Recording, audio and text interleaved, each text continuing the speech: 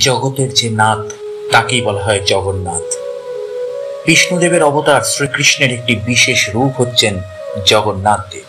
বেদে জগন্নাথের সুস্পষ্ট উল্লেখ নেই তিনি দশাবতার অথবা বৈদিক হিন্দু দেবমণ্ডলীর সদস্যও নন। অবশ্য কোনো কোনো ওড়িয়া গ্রন্থে জগন্নাথকে বিষ্ণুর নবম অবতার রূপে বুদ্ধের স্থলাভিষিক্ত করা হয়েছে। বিষ্ণুর রূপভেদ হিসেবে জগন্নাথ এক অসাম্প্রদায়িক দেবতা। তাকে এককভাবে হিন্দু ধর্মের কোনো একটি সম্প্রদায়ের সঙ্গে যুক্ত করা যায় না। বৈষ্ণব, শৈব, শাক্ত, স্মার্ত সকল শাখার অনুগামীরাই জগন্নাথ দেবকে পূজা করেন। এমনকি বৌদ্ধ ও জৈন ধর্ম সম্প্রদায়ের সঙ্গেও জগন্নাথের যোগ দেখানো হয়েছে। জগন্নাথের মূর্তি সাধারণত কাঠে তৈরি করা হয়। নিম্ন বৃক্ষ বা নিম গাছের কাঠ দ্বারা জগন্নাথের প্রধান বিগ্রহটি জগন্নাথ, বলরাম, সুভদ্রা নির্মিত। এই মূর্তির চোখ দুটি বড় বড় ও গোলাকার, হাত অসম্পূর্ণ। মূর্তিতে কোনো পা দেখা যায় না। বিগ্রহে অসম্পূর্ণ হাত ও পায়ের অনুপস্থিতি নিয়ে নানা ধরনের মতবাদ এবং পবিত্র বিশ্বাস প্রচলিত রয়েছে। জগন্নাথের পূজা পদ্ধতিও অন্যান্য হিন্দু দেবতাদের পূজা পদ্ধতির চেয়ে আলাদা। ওড়িশা রাজ্যের পুরী শহরে জগন্নাথের প্রধান মন্দিরটি অবস্থিত। এই মন্দির হিন্দু ধর্মের 4 ধামের অন্যতম এবং এখানে হিন্দু কোনো কাউকে প্রবেশাধিকার দেওয়া হয় না। আর নাথ নাম থেকে উৎপন্ন জগা বা জগবন্ধু শব্দ দুটির প্রচলন লক্ষ্য করা যায়। এছাড়া জগন্নাথের মূর্তির গড়ন অনুসারে তার কাল্য অর্থাৎ কালো দেবতা বা কালের দেবতা, দারু ব্রহ্ম অর্থাৎ কাষ্ঠরূপী ব্রহ্ম, দারু দেবতা অর্থাৎ কাঠের দেবতা, চকাক্ষী, চকাদোলা বা চকানয়ন অর্থাৎ যে দেবতার চোখ গোলাকার, সেই সব নামও প্রচলিত আছে। কোন কোন গবেষকের মতে জগন্নাথ শব্দটি কোন সংস্কৃতায়িত আদিবাসী শব্দ। এই গবেষকেরা জগন্নাথকে মূলত আদিবাসী দেবতা মনে করেন।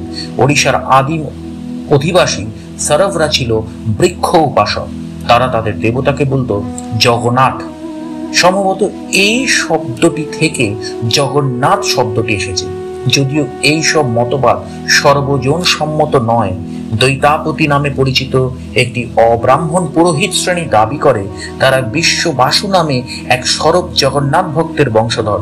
তারা পুরীর মন্দিরের কয়েকটি প্রধান উৎসব পালন করেন এবং ঈশ্বরের পরিবার নামে পরিচিত হন। হিন্দুদের কোনো কোনো সম্প্রদায় জগন্নাথকে বিষ্ণুর অবতার মনে করে, আবার কোনো কোনো সম্প্রদায় তাকে সকল অবতারের উৎস অর্থাৎ স্বয়ং বিষ্ণু দেবী মনে করা হয় অবতারেরা সকল জাগতিক সৃষ্টির কারণ জগন্নাথের থেকে উৎসারিত। তাই তার রাম, কৃষ্ণ প্রমুখ অবতারের মতো জগন্নাথের কোনো জীবন বৃত্তান্ত বা লীলা নেই। দীপ্তি রায় তার প্রতাপ রুদ্রদেব, উড়িষ্যার শেষ উল্লেখযোগ্য সূর্যবংশীয় রাজা, সেই প্রতাপ রুদ্রদেবের গ্রন্থে লিখেছেন সরল দাসের মতে বিষ্ণুর সকল অবতার তার থেকেই উৎসারিত এবং তাদের লীলা অবসানের পর জগন্নাথেই বিলীন হয়ে যান তার প্রত্যেকটি অবতার। প্রতাপ রুদ্রদেবের আমলে ওড়িয়া কবিরা এই ধারণা গ্রহণ করে তাদের বইতেই এই মতবাদ প্রচার করতেন। তাদের মতে জগন্নাথ শূন্য পুরুষ, নিরাকার ও নিরঞ্জন। নীলাচলে লীলার জন্য তিনি সর্বদা উপস্থিত থাকেন। প্রতাপ রুদ্রদেবের আমলে ওড়িশার 5টি বৈষ্ণব শাখা তাদের ধর্মগ্রন্থে জগন্নাথকে পুরুষোত্তম অর্থাৎ পূর্ণ ব্রহ্মরূপে প্রচার করেন। তারাও বলেন জগন্নাথের থেকেই রাম, কৃষ্ণ প্রমুখ অবতারেরা উৎসারিত হয়ে জগতে লীলা করেছেন এবং লীলার অন্তে পুনর্ব্রহ্মে লীন হয়েছেন। জগন্নাথের মধ্যে বিষ্ণুর সকল অবতারের চিহ্ন আছে। বিশেষ বিশেষ অনুষ্ঠানে তাই তাকে বিষ্ণুর এক একটি অবতারের মূর্তিতে পূজা করা হয়। বিভিন্ন প্রথা, রীতিনীতি থেকেও জগন্নাথের সঙ্গে নানা অবতারের যোগ লক্ষিত হয়। যদিও তাকে বিষ্ণুর 8ম অবতার কৃষ্ণের সঙ্গে বিশেষভাবে যুক্ত করা হয়ে থাকে। পুরাণে আছে বিষ্ণুর নৃসিংহ অবতার কাঠের স্তম্ভ ভেঙে বেরিয়েছিলেন। তাই জগন্নাথকে দারু ব্রহ্মরূপে নৃসিংহ স্তোত্র পাঠ করে পূজা করা হয়। জগন্নাথকে এককভাবে পূজা করার সময় বলা হয় দাধি বামন। প্রতি বছর ভাদ্র মাসে জগন্নাথকে বিষ্ণুর বামন অবতারের বেশে পুজো করা হয়। বার্ষিক রথযাত্রার সময় জগন্নাথকে বামন রূপে পুজো করা হয়। 16শ শতাব্দীতে তুলসীদাস পুরীতে এসে জগন্নাথকে রঘুনাথ রূপে পুজো করেন। চৈতন্য মহাপ্রভুর সময় থেকে জগন্নাথকে কৃষ্ণের সঙ্গে যুক্ত করা হয়। আবার বিষ্ণুর নবম অবতার বুদ্ধকেও জগন্নাথই মনে করা হয়। যদিও বিষ্ণুর নবম অবতার রূপে বুদ্ধের বদলে জগন্নাথকে অন্তর্ভুক্ত করার প্রয়াসটি বিতর্কিত এবং সেটি বহু বছর ধরেই চলে আসছে। প্রচলিত বিশ্বাস অনুসারে জগন্নাথ দায়িত্বশীল পুত্রের মতো তার সকল মানব অবতারের বাবা মায়ের বাৎসরিক শ্রাদ্ধ কার্যও করে থাকে। জগন্নাথ মন্দিরে ভক্তদের মধ্যে জাতিভেদ প্রথা কখনোই ছিল না। হিন্দু ধর্মের সকল সম্প্রদায়ে জগন্নাথের পুজো হয়। তিনি শুধু বৈষ্ণব দেবতা নন, সকল সম্প্রদায়ের দেবতা। জগন্নাথকে তান্ত্রিক ক্রিয়ার সার মনে করা হয়। শৈব ও শাক্তরা জগন্নাথকে দেবী বিমলার ভৈরব অর্থাৎ শিব মনে করেন।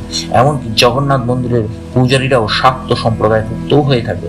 যদিও এই মন্দিরে বৈষ্ণব সম্প্রদায়ের প্রভাবই সবচেয়ে বেশি। বলরামকেও শিব ও সুভদ্রাকে দুর্গা মনে করা হয়। প্রচলিত বিশ্বাস অনুসারে ভক্তদের ইচ্ছা পূরণ করার জন্য জগন্নাথ যে কোনো দেবতার রূপ ধরতে পারেন। ভাগবত পুরাণে আছে ঋষি মার্কেন্ডেয় পুরুষোত্তম জগন্নাথ ও শিবের একত্ব প্রমাণ করেন। মহারাষ্ট্রের গণপতি ভট্ট হাতি বেশের সময় জগন্নাথকে গণেশ রূপে পুজো করেছিলেন। জগন্নাথ দেবকে কেন্দ্র করে দুটি জনপ্রিয় কাহিনী প্রচলিত আছে, যেটি আমি কিছুক্ষণ আগেই আপনাদেরকে বলেছি। দ্বিতীয় কাহিনীটি আমার ঠিক বিশ্বাসযোগ্য মনে হয়নি বলে আমি আর উল্লেখ করলাম না।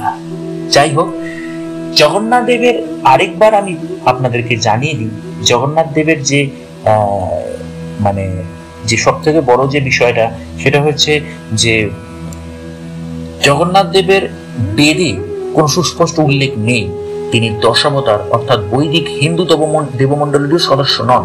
অবশ্য কোন কোন উড়িয়া গ্রন্থে জগন্নাথকে বিষ্ণুর নবম অবতার অর্থাৎ গৌতম বুদ্ধের স্থলাভিষিক্ত করা হয়েছে। বিষ্ণুর রূপভেদ হিসেবে জগন্নাথ এক অসাম্প্রদায়িক দেবতা। তাকে এককভাবে হিন্দু ধর্মের কোন একটি সম্প্রদায়ের সঙ্গে যুক্ত করা যায় না। বৈষ্ণব, শৈব, শাক্ত, স্মার্ত সকল শাখার অনুগামীরাই জগন্নাথ দেবকে পুজো করতে পারে। এমনকি বৌদ্ধ ও জৈন ধর্ম সম্প্রদায়ের সঙ্গেও জগন্নাথ দেবের যোগ দেখানো হয়। জগন্নাথ দেবের মূর্তি বা জগন্নাথ দেবের পুজো আর্চা নিয়ে আজকের এপিসোডে আমি ব্যাখ্যা করলাম। এছাড়াও পুরীর জগন্নাথ মন্দিরকে ঘিরে একটা নয়, বেশ কয়েকটা বিখ্যাত রহস্য রয়েই গেছে শতাব্দীর পর শতাব্দী, যুগের পর যুগ ধরে। যে রহস্যগুলোর কোনো সমাধান কোনো বৈজ্ঞানিক গবেষণা বা কোনো ব্যক্তি বিশেষ আজ পর্যন্ত করে উঠতে পারেনি।